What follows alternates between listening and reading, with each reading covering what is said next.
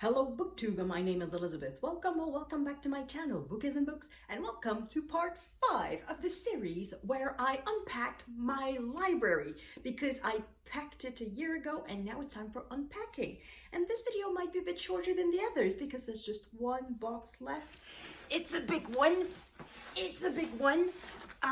There's probably around 100 books in that box, between 80 and 100 books. There are like 3 tiers of books, and I counted the number of books on the first tier, and there were 29. So, and a few big books. So there could be up to 100 books in this box. If you compare the results from video number 4 to the results behind me from video number 4 and the beginning of this video, you may notice some changes because between each segment I move the books around to try to make more room. So the main change is at the top here. There used to be only 2 mystery series there. There used to be the Jean-François Parot and Nicolas Le Floch, a series that I love in French, and Louise Penny at the end. And what I did is that I double stacked a little bit, meaning that some books are behind the ones that you see. So I did that for the Parot series. And for Louise Penny, I decided to put them horizontally and also to hide some books behind it. So that allowed me to move up to 2 or 3 series. Brother Catfile is now up with them. The Christopher Fowler series about mysterious... What's the title? A Peculiar Crimes Unit. So that's the series. It is now up there, and that liberated some room on the bottom shelf that you cannot see. That is in fact another one, like really the one you really cannot see, not just the one that you can barely see. So that's the main change. Another change that I made is the shelf. There used to be a whole bunch of books. I've decided to free up that shelf. I want to put there my favorite books because there are several of them in this box. It's going to be a shelf where I go to for books that I've read and reread. So there's already Jane Austen there. I'll show you at the end. I will make a book tour, bookshelf tour at the end once everything is finished. And I continue to cull and to remove some books. The idea is that I want these shelves to be not all the books that I own, but like 90% of the books that I own. And I don't want the shelves to be already packed full because I'm going to have them for like 20 years. So this is going to be a bookcase, a library that I'm going to use. So at the moment, unread books are not there. There are several though. I counted something like 50 unread books in there, but most of them are not there. There's like 200 waiting somewhere else. And I don't want to be forced to remove a book every time I finish a book. I want it to be a place that has room to grow. So at the moment, there are very little double stacking. So double stacking meaning that some books are hidden behind the others because I want to be able to see what I have. But there is some, like I said, there's some at the top there. There's a romance shelf here. That's the one there. That one is not completely double stacked, but will be double stacked. And I've accepted that my shelf there of general literature in French will be double stacked. So we can't see it. Obviously, that's the point of double stacking. You cannot see it. But behind these books, I've already started to put some books horizontally. And I don't want to put books on the mantelpiece. At first, I thought that's what I would do for all the mass market paperbacks that do not fit the color scheme to being at the top there. So that's just white books. For all the books that don't really fit there, I thought I would just put them back on the mantelpiece again. But it's not really pretty. It was nice when it was like full of books, but with just a few, it just doesn't look clean. So what I did was that I took the very colorful spines that used to be around here, and these I put on the mantelpiece. And I'm going to show you that at the end. So maybe not at the end of this video, it might be a different video, but the end result will be shown at some point. So without further ado, let's dive in this last box. Already in this last box, a lot of favorites. The Lady's Paradise, that has been read and reread. The Man Who Could Walk Through Walls by Marcel Aimé, absolutely love. The Count of Monte Cristo, first volume. Cyrano de Bergerac, absolutely wonderful. It's a play. La Sagouine, that is also it's also a play, but if you look at it, it doesn't really look like a play because it is a monologue. It is a one-woman play. Just a classic of French-Canadian literature, but a relatively recent classic. Is from the 1970s, early 80s. So somewhere between 75 and 82, like something like that. Count of Monte Cristo, part 2. Oh no, part 1. The other one was part 2. And then a little bit of Marcel Aimé, so a bunch of short stories. Another collection of short stories of Marcel Aimé. Gogol. Yeah, just three short stories with their Russian equivalent on the other side. Daniel Pennac, so with the 10 Commandments of the Reader. It's a book about books, it's a book about reading. I read it often. Pride and Prejudice, again, I have another copy, but that's the first copy that I bought. Crime and Punishment, Dostoevsky. Columba by Prosper Mérimée. And a couple of Jean Giono. So this is a trilogy in 2 books because I don't have the 3rd book. I would like to get the 3rd book, but in that collection, and that one is rather old, so I don't know if I'm going to be able to find it somewhere. But the 3rd book is very good too. Anyway, these first 2 books I've read, especially the second one. The second one, I forget what the title is in English, but the title sucks. It's a terrible title in English. In French, it's fine. But anyway, I love these books, so I'm going to play these books. And continuing with other favorites, Little Nicolas, The Three Musketeers, Part 2, Germaine Guevremont. So my favorite book of all time should be somewhere in there. So this is a collection of short stories featuring the characters that would lead to my favorite book of all time, which is Outlander. No, The Outlander, not to be confused with Outlander, the time-traveling thing. It has nothing to do. Another French-Canadian classic. The title in English is The Woman and the Miser. So it's the story of a very, very greedy man. Shogun by James Clavell. The Three Musketeers. Oh no, that's 20 years after. So it's not the Three Musketeers, it's 20 years after. That is The Three Musketeers. A second copy, because for favorite books, it's good to have second copies. And 20 years after, again. And a whole bunch of Balzac. So here is a bunch of Balzac. So these ones are not necessarily favorites. They'll just go with the general literature at the top. A book that I had to read in English class in high school, Dead Poets Society. And from what I understand, the book did not exist before the movie. So it's a book that follows the movie. Anyway, I loved reading the book. And I loved the movie at the time. Dostoevsky, The Brothers Karamazov. And that's the end of the first layer of books in that box. So there are still 2 left.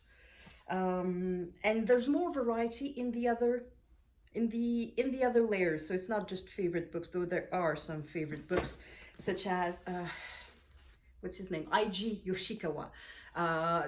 So it's a huge book. That's just 1 book. It's not 2. And the title in English is Musashi. A very good historical novel. Some Terry Pratchett, Good Omens. So these are not necessarily favorite books. They will go with the general stuff. And I'm not done with the favorite stuff. So with the favorite stuff, there's The Three Musketeers here, the first volume. Some more Petit Nicolas, absolutely adorable. I read those as a kid. Like the thing is like, it's falling apart. Tom Sawyer, which I read a lot as a kid too. Well, as a kid, not as much a kid because it's in English. So I started to read it when I was in high school. It was complicated, but I managed to read it quite a little bit when I was a teenager. My favorite book of all time, Outlander, which is in French, Le Survenant. I need another copy. I don't like the cover of this one. And it's starting, I don't know if you can see on the side, but it's starting to lose the little plastic cover. So it's, I need a new one. Some more Sempe, the author of Le Petit Nicolas, though this one is just drawings. You can't see like this. And some Daniel Pennac, the series of The Scapegoat. So I have the first 3 volumes, and I'm going to continue to buy these and read these. Okay, and if we continue, and we're going to continue with the rest, and what I'm looking at is not all great, so there will be, I think, a lot of chucking out of books in this particular section. Okay. Georges Perec, one of my favorite that I keep. French-Canadian Kim Thuy Rue. She was born in Vietnam and she immigrated to Canada as a child when she was about 10, 11 years old as a refugee. And this is a little bit her story. Oh, a book about books a little bit by Alain Mabancou. He is an African author based in France for a long time and has taught French literature. I think is it French? Well, literature in French literature at UCLA. I think is it UCLA? So somewhere in California. So he's been living in the United States for a while. I don't know if he's still there. Pandemic changed a lot of things, but he used to be there. And I just loved this writing, this book. Georges Samprin, Le Grand Voyage. This is about the Holocaust. Okay, a book that I hated, absolutely hated, Machiavel and Savonarola by Max Gallo. Max Gallo is a historian, and he's mainly a writer of historical novels. He was a ghostwriter for a few successful books. I think in the previous installment of the series, I showed you a book about a man who had survived the Holocaust, and then at some point he lost his family after the Holocaust. So after the Holocaust he got married and then had children, and he lost his family to a forest fire. I think it's Max Gallo who wrote it, though it could be something else. I think he wrote also Un sac de billes by Joseph Joffo. It's Max Gallo who wrote that. So I could be confused, but I know that Gallo wrote a lot of, a lot. He was a ghostwriter, but this one I just absolutely hated because I found this in the non-fiction section. So I expected a dual biography of Machiavel and Savonarola. And then when I started to read the book, it was written in the first person. I did this, I did that. And it doesn't make sense. It's a historical novel, but it's not a good one. So I hated it. So bye-bye book. There's going to be a few bye-bye books here. Well, not all of them. So there's a couple of good ones. So that is a linguistics book by Henriette Walter. The history of how French and English are linked. Super interesting. A fun little history book about the great zeros, not heroes, but zeros of the history of France. That was fun. But a couple of not interesting ones. This one was not interesting. It's a book about reading, and somehow I managed to get really, really bored with it. So it goes away. What else? Yeah, well, this is a historical novel. It was good. I'm going to keep it as long as there's room. That's the thing. At the top there, I still have quite a bit of room, so I can be a bit more lenient with these books. But if I run out of room, that would be a candidate for being called a little bit. Same thing for this one. The truth about the Harry Herbert affair, if you translate that. I remember reading that on the beach in Cuba. I remember it was full of twists. I have no idea how it ends. I have no idea what the story was. I enjoyed it while I read it, but it did not stay with me. So I'm wondering if the book should stay with me. Though that makes it a good candidate for a reread. If I don't remember it, it's like a new book. So yeah, maybe I can keep it for a little while. Another Kim Thuy, I can keep that. Memoirs of a Pianist, Alexandre Tarot. Not so much a memoir as musings. It can go on the music shelf, but that's going to be a candidate for a call eventually. Donna Leon, the first, is it the first? No, I think it's the second of the Benedetti, Brunetti series. Okay, I'll place these books. Okay, so I just grabbed a bunch of books. So this is Where the Tigers Are Home. I absolutely love this book. And then I read another book by this author that I absolutely hated, but that one's a keeper. I think this is the first one of the Donna Leon series, and the postage on top is my mother saying, thank you, it was interesting, because during the pandemic I sent her a bunch of books, and that was one of them. So the first one, Dinner with Edward, was fine, not great, it goes. The Beauty and the Beast. Cute little novel, feel-good novel, set in Italy. Just nice, but it goes. Crime at the Librairie is the bookstore. Librairie is bookstore and library is bibliothèque. So let's not confuse. So that was good little mystery. Crimes by Ferdinand von Schirach. That one is translated from German, and the author is a criminalist lawyer. So he works in criminal law, and he has really good stories to tell. And so it's fiction, because obviously he cannot just tell whatever happens in his cases, but it's good. It's based on true stories. A classic of French Canadian literature. I don't know why. I read it. It's not even okay, but I'm going to keep it nevertheless, because it's a type of book I'm wondering if I read other books published at the time and understand it more in its context, will I appreciate it more? It's a possibility. Ciao Bella by Serena Giuliano. Despite the Italian name, she wrote in French, I'm pretty sure, and I have no recollection at all of what this is. I think it's a sort of feel-good book. Oh, it goes. And this is the famous convenience store woman that I'm going to keep because I still have room at the top. A memoir by Romain Gary.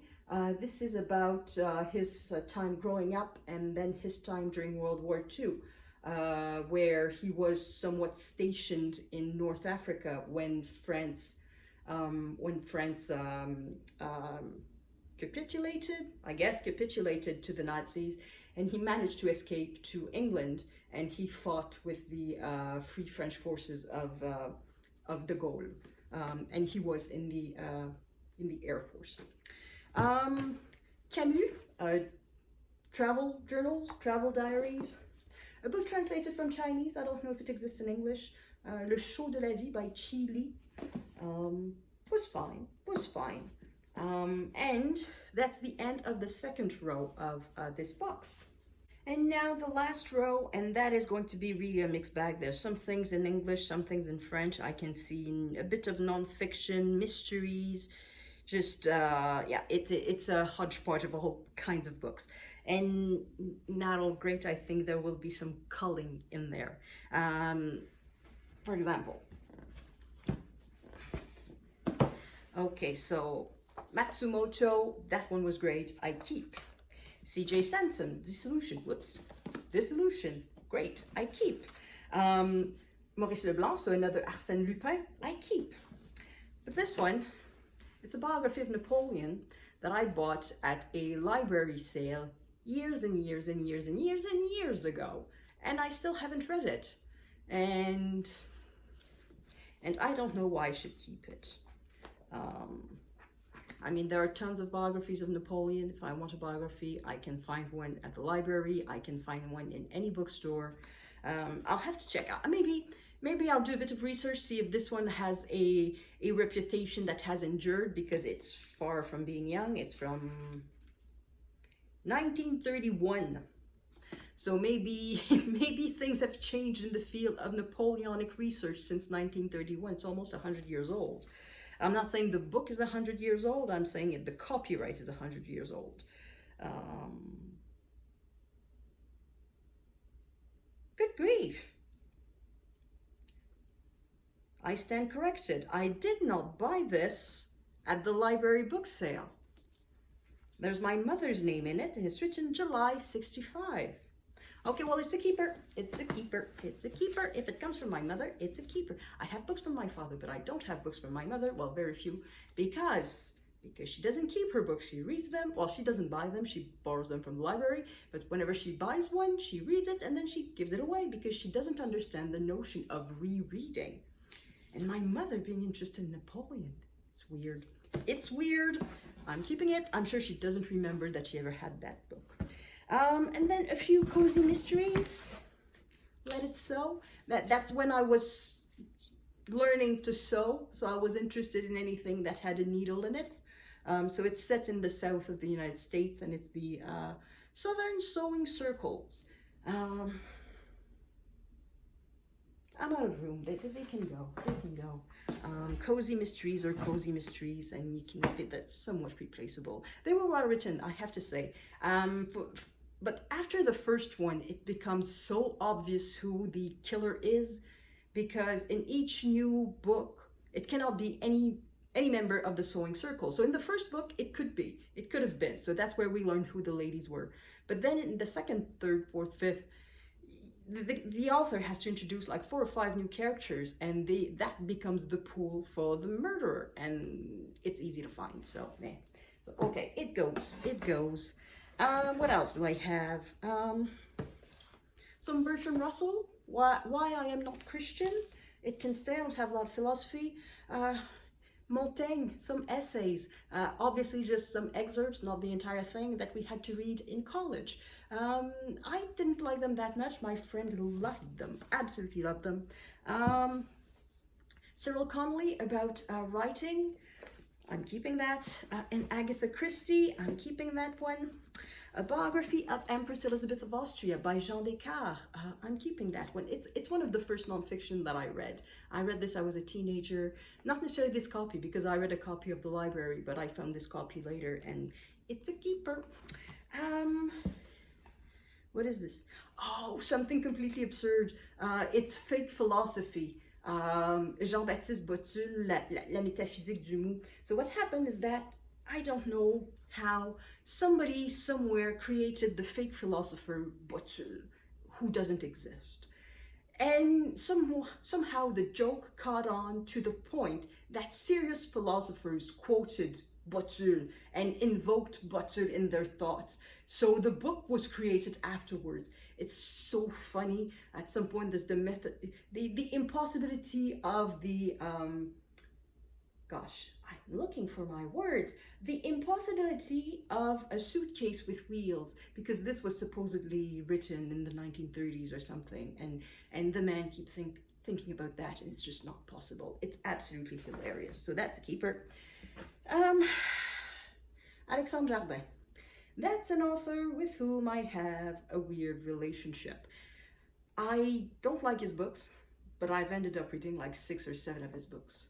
So he has sort of 2 phases. The first one was he was writing love stories, not romance necessarily, not in the format of romance, but they were love stories. So just feel-good stories with quirky characters, and that would end rather well.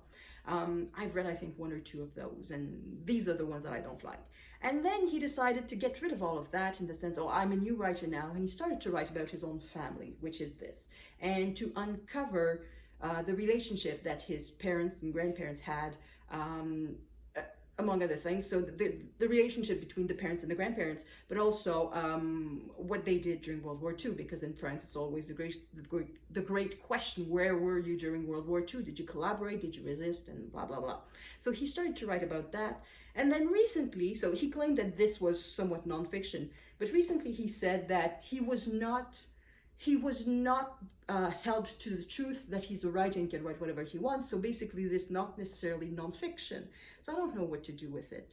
It can go at the top, perhaps, maybe in the fiction section, not in the nonfiction section. But if I run out of place, out it goes. La Chambre des Dames, a historical novel by Jeanne Bourrin, very good. I keep that. Knut Hamsun, Hunger, I keep that. That one was a mandatory read. I don't remember, was it in college or university? But I think it was university, and the one and only literature class that I took. Frédéric Lavoie, sorry, an independent journalist. I have like 3 other of his works over there, so that's a keeper for sure. And that is half the bottom row of this book, so we're nearing the end. A little book about reading that I found extremely boring, so that one was $4. It can go. A book about language, about where various expressions come from, so that's in French. So for example, the title means to have the flea to the ear, so and that means to have sort of an idea, like my little metal finger told me, or something like that. So where does that come from, and various expressions like that. Agatha Christoph, that is the second in the trilogy of The Notebook. Some Vargas Llosa. A very Japanese name as an author, Aki Shimazaki, but that one was written in French and the author is from Montreal, so that's going to be a keeper. A very boring book, so that one goes. It was about art, about how ordinariness has become a cult in art. It was boring. A book about language. It's an essay. It's just a short essay by a journalist who is perfectly bilingual. Like, he grew up speaking English, but his first language is French, and he went to school in French, but his surroundings were very much in English. And it's about the relationship between English and French in Montreal and places like that. So I don't know. Maybe. I'll see. Patrick Modiano, which I bought when he won the not the Goncourt, the Nobel of Literature. It's the only book by him that I've read. I thought it was okay, nothing much more. So because I have room, I'm going to keep it, but it's a candidate for culling. Oh, Antigone by Anouilh, a play, an awesome play. That's a keeper for sure. Oedipus the King by Sophocles, a French translation. That's a keeper for sure. And a classic of 2,000 years, that's 2,500 years, and just right next to it, Barbara Cartland. Yeah, I may keep it. I think it's the only Barbara Cartland that I have. It's one of the very few romance that I have in French. Bought this at a used bookstore for like $2. Yeah, I can keep it. A cozy mystery, Her Royal Spyness by Rhys Bowen. Very good. I really enjoyed it, so that one's a keeper. A historical novel translated from Japanese. I don't know if it's translated in English. The author is Inoue Yasushi, and it is about the very beginning of the shogunate. Very good. What is this? Oh, Mad Shadows by Marie-Claire Blais. It's a French-Canadian book that I read in English. Weird, very weird. It's a keeper. Maigret, it's a keeper. Émile Zola, totally a keeper. Dr. Pascal, that's the last one of the Rougon-Macquart. Ideally, that one should be read at the end because the doctor is sort of examining his own family and the various things that they've done. So there are spoilers for every book preceding in the series. But it doesn't matter, I've already read it. A play, the Trojan War Will Not Happen. I absolutely loved it, so of course a keeper. Pastoral Symphony by André Gide. I didn't like the book, but I didn't like the story. I actually love the book, the object itself. So I think I'm going to keep it just for the object, just for the collection. Vercors, Le Silence de la Mer, a short story about, a short novel, in fact. Is it a short novel? No, I think it's a collection of short stories about the Nazi occupation during World War II. And the author published this, of course, under a pseudonym because it was published during World War II. I think it was published during World War II. That was the name of the author used in the resistance, and he started a publication house in not under this name. The name was Les Éditions de Minuit, so the Midnight Publishing House. Yeah, so a keeper. Yeah, I think the others are pretty much keepers. The 25th Hour by Virgil Georgiou, so translated from Romanian. It's about World War II, so it starts in World War II, and it continues. It sort of imagines what would happen after that, because it was published, I think, during World War II, or not long after. It is from 1949, so it was published after, but it continues until there's a bit of fiction at the end.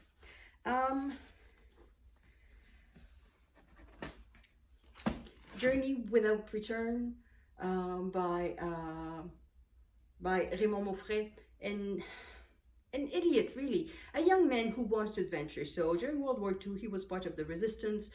He participated in the liberation of Toulon and all of that, and he was just a teenager. And after World War II, he found himself a little bit bored, and the age of exploration was coming to an end. Europeans had set foot pretty much everywhere, and he decided that he would be the first one to cross from the south of Guyana to Brazil, because that region was still relatively unexplored, and he decided he would do that on his own without any guides of any sort.